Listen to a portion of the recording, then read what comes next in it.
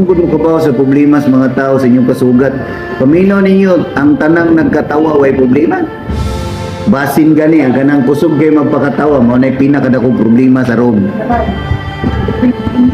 Kanang kusog kay mo smile, kanang malipayon na tao, wa mo kabaw gibunalan na sila ha ganina. Nga pagabot nila diri, smile sila ron di may bawan nga gibunalan day sila. Wala mo kabaw ngano inyong classmate ba? Di magpahikap. Ay kung panghikap god, wala mo kabaw. Kay na din ay hubag sa likod kay gisumbag na siyang papa. Di wa ko nag-joke. May bumi pa anong tinag-as para nang John Paul ba? Nga na ba? Yung sulubon pirmi kutob diri. Nya plauway ki siya, nang di siya magpaduol. Di siya paduol ba? Bumi na tong anong mangaway ni siya nga. Wa man na mo siya unsa. Dili siya mangaway nga manguna. Pumuduol mi ingnon mi niya. Hawa mo ba? Ay magduol sumbagon ta mo ron nga na yang sulti. Sa kadlaw nahugaw yan sa nina.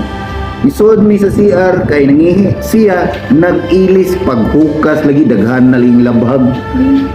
Unalan siya siyang papa o gana ganing alambre. Kana lay bunal. Nagbadlis-badlis na siyang lawas eh. Luya eh. Mautay nga ito yung batasan. Dili tong di siya ganan mangawa, di siya ganan makigamigo. Sakitan siya, mahikapan siya. Hapit kada adlaw bunalan siya. So wagin mo kabaw sa problema sa tao. Wow. Paminon niyo maglakaw ng tao niya maingon, gibunalan bi ako ganina. Nani magingat? Wa, miskwila gyapon na.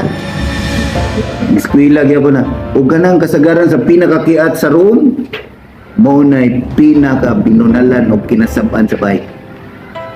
Oh, wala mo kabaw nga ano na sila.